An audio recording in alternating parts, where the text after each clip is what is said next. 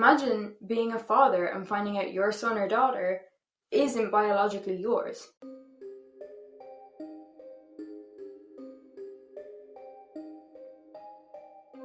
Hello and welcome back to my channel. If you're new here, please do subscribe. I'd love to have you stick around. And if you're old here, hello again. My name is Kate Philpott and I cover true crime and missing person cases on my channel. And I am back. And my intention, I'm going to say it like right in the beginning of this video, my intention is to post every second week. Obviously, sometimes things come up where some weeks it's easier than other weeks, and I don't have the luxury of doing the YouTube channel full time.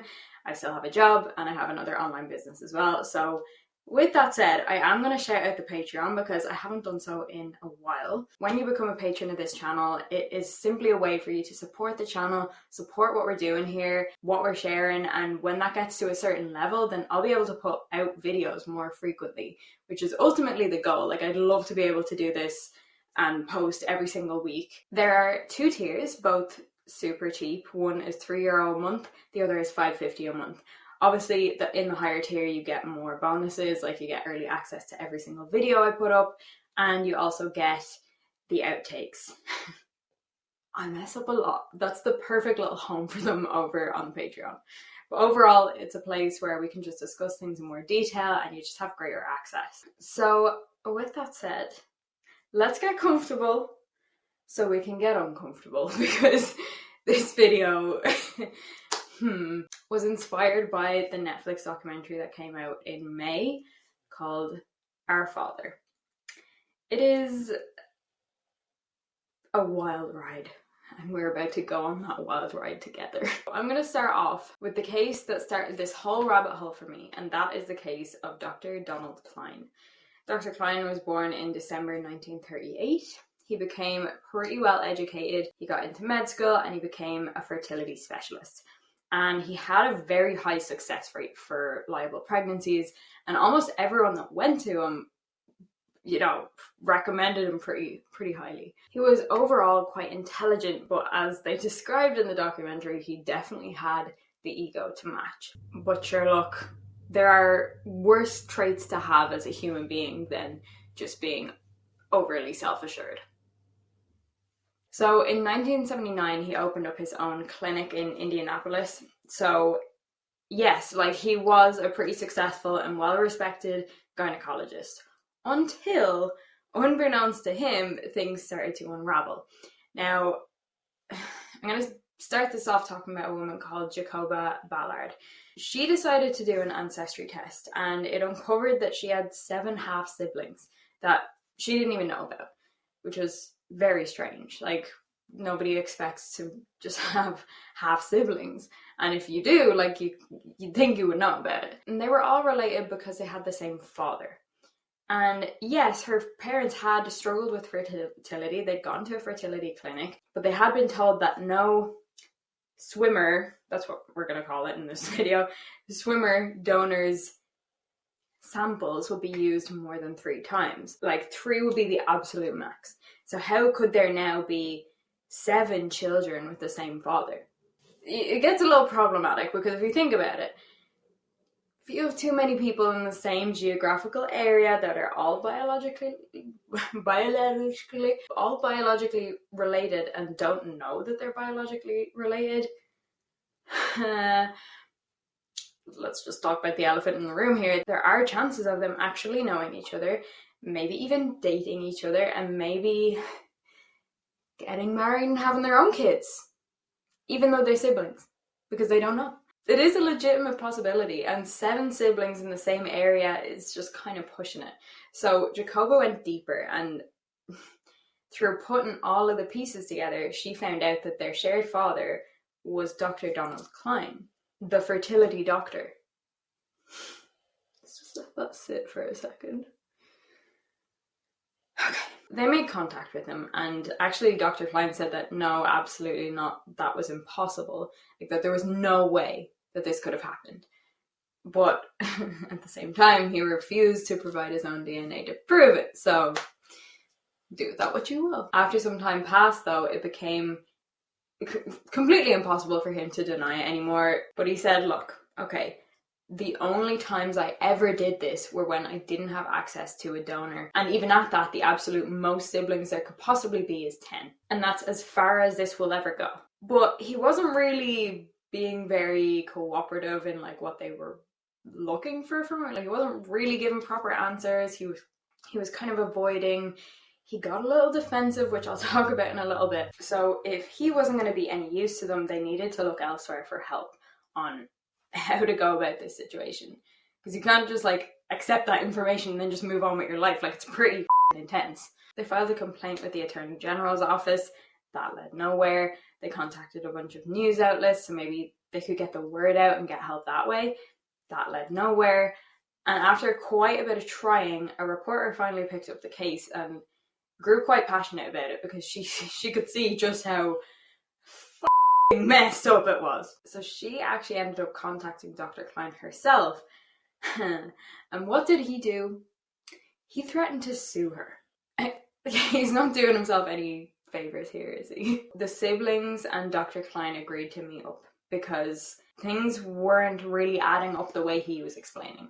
But this guy had some audacity on him because he went around the table asking their names, their ages, what they did for work, almost like he was trying to rank how well his offspring were doing. That's how they said it felt. And it was like he was the ringleader of this meeting, like this conversation. Who does he think he is? Anyway, eventually they kind of put him back in his place and they were like, hey, why'd you do it? Why did you use your own swimmers? And Dr. Cline ever so graciously said that it was to help out these mothers who he could see were so desperate for a child. Like, he's doing such a nice thing.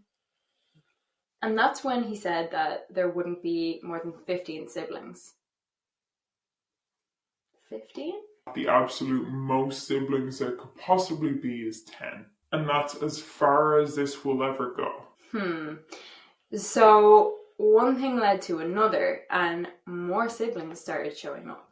It actually hit 20, which is 5 whole humans more than he said would be an absolute maximum. But then it hit 30, 40, 50. And when all was said and done, by the time the documentary came out, there were 94 Cline siblings. And yes, some of these siblings already knew each other. I mean, they lived within a 40-kilometer radius of each other. So people are bound to have crossed paths at some point. And maybe even more will be coming forward behind the scenes as a result of the documentary. I did look it up within the last week as I was researching this, and I couldn't see any more. But I'm like, is it really just going to end there? I don't know. Of course, poor Dr. Cline. He played the victim big time. Big time. Because how dare they make this public? This got on TV and he was like, what the hell? This could ruin my career. It could end my 57-year marriage. For God's sake, like, he could get a criminal record. Poor guy. No, listen, like, as much as I would have empathy for someone who could lose their career and whose marriage could be ended or impacted by whatever, there has to be some kind of repercussions for your actions. Like, can we just take a second? This guy, okay, this guy had young women, patients coming in, already in a vulnerable state, saying like, I can't have kids with the love of my life and we want to have a family. Then they have to undress from the waist down. Like, it's a very vulnerable personal thing, and he goes into the next room, busts a disgusting old man nut, and then puts it straight in them. And he did that at least 94 times. And that's just the 94 successful pregnancies that everything went well. What about the times where it didn't work? So he knowingly did that, and he's still here saying, poor me. What? But of course, you can argue that this was all alleged, because up until this point, he still hadn't provided a DNA sample.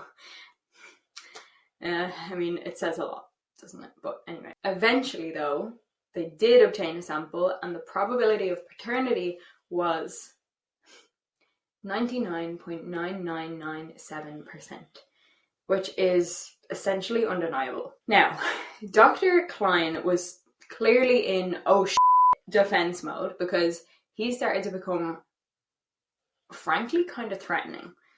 One morning, Jacoba noticed that all of the bolts were missing off the wheels of her car, and she truly believes that it was Dr. Cline. It wasn't just one bolt, it wasn't just like silly youths just messing with people. She believed Dr. Cline was sending her a message that he knew where she lived and he wasn't afraid to go there and take threatening action. Another one of the siblings, Julie Harmon, this was a woman whose mother was supposed to have been inseminated with her husband's sample, which means who she believed her own father wasn't even biologically related to her.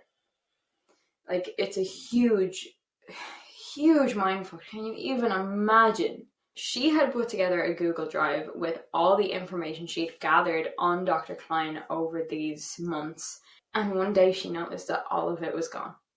Dr. Cline had clearly hacked into her account and just deleted everything. Sounds like he was pretty concerned. I mean, he literally must have been working day and night to save face. Like, he's threatening people, he's like going to all of these lengths just so that this isn't going to come out. I think he knew that if it did come out, he wouldn't be able to pretend it wasn't true anymore. Another situation was that he met with the reporter covering the story. He met with her face to face, and he told her he knew where she lived and that she needed to be careful. So what was he insinuating here? What could you possibly mean there that isn't incredibly incriminating? He's not saying, I know where you live and you need to be careful because I'm going to come around for a coffee and we're going to have a great chat. Like, that's not where this is going. Now, let's bring it back to who this really affects, right? And that's all of the Cline biological children. Because there are 94 of them, and each has their own story. All of them are messed up in some way. But there's one in particular that is very disturbing. Alison Farber, she only found out at age 47 that her own dad was not her father. Can you imagine that? Like, you go all of your life up until you're 47, you only find out at that point. But not only that. Obviously, as a woman, she had been to a fertility doctor and gynecologist, as every woman has to at some point, you know, for smear tests, for breast exams, and all of these intimate, vulnerable tests. And her gynecologist was Dr. Cline. Her own father.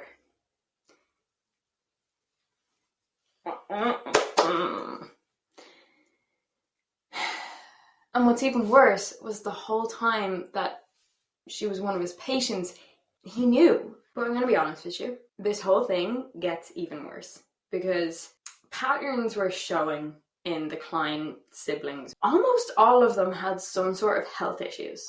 Autoimmune diseases, like symptoms they couldn't figure out the causes for. And naturally, the screening process to become a swimmer donor was pretty thorough. Dr. Cline knew that. He knew he wouldn't pass the screening process himself. He had rheumatoid arthritis and multiple other medical issues, and he still did this. The reason I have so much empathy for the victims in this case, or in any case really, is that I put myself in their shoes. Like, can we just imagine for a second being one of these patients, going to this fertility doctor with this problem that you have, which is like impacts your life massively. You find out that his own was used on you, and that he had to obtain that sample probably right in the next room to you when you were already undressed, or even worse, instead of your own husband's, the love of your life. Imagine being a father and finding out your son or daughter isn't biologically yours. Or imagine being the sibling and finding out not only is your dad not your dad, but your real father is the guy who would do something like this. that would do this without permission, and for what? And then imagine being a sibling with this unexplainable medical history and it's impacting your quality of life and how you function, just because this guy wanted to play God? Or imagine just being a sibling and walking around your hometown knowing that anyone you come into contact with could be your half sibling, friends of yours, enemies of yours, significant others, partners, local baristas, like anybody. Like, no matter which way you swing this whole thing is just so messed up. And it's messed up for every single person involved from so many different angles. Now, something I couldn't get past when I dove into this case was why? Why? What was the reason? Like, why? A few potential reasons it could be is like, maybe it's sexual gratification. Obviously, he claims that was in no way part of it, but this dude was plenty comfortable lying, so I don't know how willing I am to believe him. But I don't know. Maybe it was just fun for him to play God and to know that his bloodline would be continued on for generations and generations. Or maybe was it after a while where maybe he did have to, and that's how it started, because he didn't have access to donors' samples. Maybe he was like, do you know what? I'm actually getting a pretty good success rate from this method and I want to keep rising to new heights in my career. Some people think that this could have been a religious thing. Like, they spoke about in the documentary that this religious cult that was all about having as many children as possible, especially if you were white. But kind of along these lines, there was an incident that happened in 1963 where a little girl called Angela Golden was crossing the street by herself. She was chasing after her mum, who was on the way to the shop. I believe she was 4 years old. And Dr. Donald Cline was driving along and he hit her. And she didn't make it. It's theorized anyway that this is why he got into the whole fertility world, and like maybe he wanted to have as many children as possible to make up for the life that he ended that day. It's possible. And interestingly, just on a little side note, that girl, Angela, her little sister actually grew up to name her own daughter Angela. In Angela's 4 years of life, like, she made that much of an impact on her little sister. But this Angela, the new daughter of the sister, she was also killed in a car crash at the age of 15. And I believe that was in 1994. Not really related to this case, but it's just like an interesting turn of events there. So I'm definitely curious as to what other reasons you think may have caused Dr. Cline to take these actions that he did, because if he came out and said that it was a mistake, that would be absolute bullshit, because he made this decision over and over and over again. Like, there was real intention behind it. Now, there was initially a major struggle to arrest him with anything because the legislation was shitty. It wasn't technically the R word, it wasn't battery, it wasn't anything really. It's mad that it wasn't some kind of sexual offence, because you can't just go putting stuff in somebody's body without their consent. Technically they consented, but they consented to something else being put in. I don't know. It's a whole thing. Funnily enough, what ended up getting him in trouble was the fact that he lied on some official paperwork. And that kicked off the domino effect that got him in trouble. He ended up getting 2 felonies with complete suspended sentences and a $500 fine. Luckily now, though, as a result of this whole case, legislation was passed in Indiana making illicit doctor inseminations illegal. Why weren't they before? But there's still no federal law in the US. It's only illegal in Indiana, Colorado, Texas, and Florida. A little bit worrying in this day and age. Me learning about that case led me to another case, which led to more. And honestly, there are quite a lot of cases like this, which is deeply disturbing. But I want to tell you some more of these stories. Another doctor who did this was Quincy Fortier, who was based in Las Vegas. He may have been even worse than Dr. Cline, because he was using his own for over 30 years, maybe even closer to 40 years.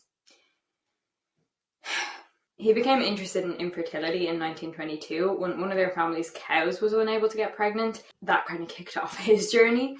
He practiced medicine for more than 60 years in Nevada. He won Physician of the Year in 1991, and he never lost his medical license. But he got found out because a woman called Wendy Babst bought an ancestry test in 2018. And this was to celebrate her retirement as a detective in Clackamas, I don't know, county in Oregon, because naturally, like, she was curious about her ancestry beyond what her parents could tell her. And according to this test, she had a large amount of first cousins, but in reality, she didn't have any first cousins or any aunts or uncles. So that didn't make any sense. And she also had numerous half siblings, which made even less sense. And they all had the same last name, Fortier, or at least they were all traced back to that name. So, having been a detective, Wendy launched straight into her own investigation. She was not just taking this at face value, and she found some records on him that she was not expecting whatsoever. There had been allegations against him of SA against his own stepchildren, one of whom he inseminated with his own swimmers and then shipped off to a home for unwed mothers. How did this even happen? Dare I ask the question, like, was she conscious? Like, how? There's a lot of things I don't understand about that. There's actually a documentary on this case called Baby God. I believe it's on HBO. I don't have HBO, and I wasn't just going to get it, like, just to watch the one thing, but if you have access to that, I'm sure there's a lot of very interesting stuff going on and a lot more interesting information on that. But back to Wendy, though, and the offspring of Dr. Fortier. Her story was one of 26, and that's only how many were confirmed. They actually theorized in the documentary, well, saw this in the trailer, they theorized that there were multiple hundreds. One of his patients, by the way, who got pregnant by him, wasn't even looking to have a baby. She thought she was being treated for an infection. So that adds an even, like, a deeper, like, another layer of messed upness that I cannot wrap my head around, like, how anybody could think that's okay. Unfortunately, Dr. Fortier died in 2006, so he never really had to deal with the repercussions of his actions or, like, his name being dragged through the mud, as it rightly should be. But what I will say, this is interesting too, before that, 2 of his former patients sued him for inseminating them with his own stuff. So he did get found out before he died, but by the time everybody found out, it was too late. These 2 cases, though, they were settled out of court, allegedly with an agreement to prevent them from speaking publicly, and that he would never have to admit to any wrongdoing. Sounds about right. So then I came across this case of another doctor called Cecil Jacobson, or Cecil, I don't know.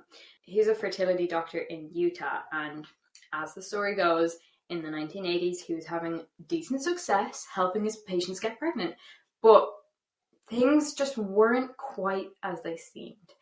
One thing he would do, well, this is fair enough, one thing he would do was inject them with HCG, which is the hormone that's released in the body during pregnancy that helps things along and improves the chances of a healthy pregnancy. And this seemed to be working as part of their fertility process. His patients would start to get early pregnancy symptoms. They would fall pregnant. And he would do these ultrasounds showing, like, you know, the grainy little image of what would grow up to be these couples' babies. Like, they're looking at this little dot that's a fetus, and it's, you know. But an unusual pattern started to show around the 3-month mark in most of these pregnancies. Not just some, but like most. These pregnancies would end.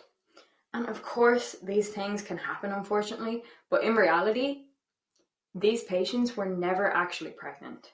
They were only experiencing the early pregnancy symptoms because of the HCG that he was injecting them with. But I'm sure you're asking, hold on, what about the ultrasounds? Like, you're seeing the fetus in there. So what was how did he get these images? Or, is there an explanation for that? So I'm going to say this in the nicest way possible. What he was showing them in the ultrasounds were sometimes just nearby organs or fecal matter. So in 1989, this all came to light publicly, as well as the fact that he would also do a Dr. Cline on it, if you know what I mean. His patients who had successfully had children via artificial insemination with him agreed to some genetic testing, and at least 7 instances were identified where he was the biological father. Eventually, DNA tests linked him to 15 children, but he's suspected to have approximately 75 children by impregnating patients with his own sample. As they all do, though, he denied doing anything wrong, although he did admit to using his own on occasion, but only when donors failed to show up when they were needed, and they could miss a window of opportunity for the woman to get pregnant. Eventually, he ended up being sentenced to 5 years in prison, and he had his medical license revoked. That was in 1992. But what I find fascinating is that in 1991, he was awarded the IG Nobel Prize in Biology. And some stuff had definitely come out about him at this stage, so they couldn't have been completely clueless. But he was cited as, listen to this, he was cited as this relentlessly generous sperm donor and prolific patriarch of sperm banking for devising a simple, single-handed method of quality control. Yeah. Okay. Lastly, there was also a Dutch doctor, Dr. Jan Karbat, who may have secretly fathered 200 children. So this is scarily not the rarest of crimes. There seems to be this endless thread of relentlessly generous donors. How many doctors are still doing this? And how many people are just walking around not knowing that their parents aren't necessarily their parents?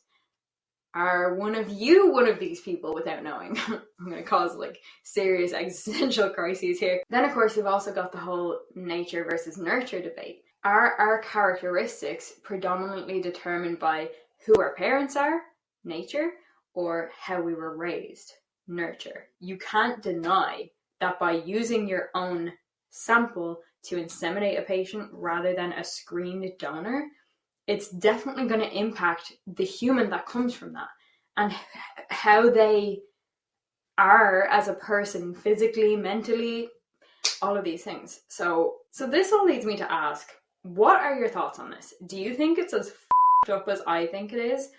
Or are you on the other side? Do you think actually it's okay? I mean, these doctors still helped couples have babies, didn't they? So, what's the problem?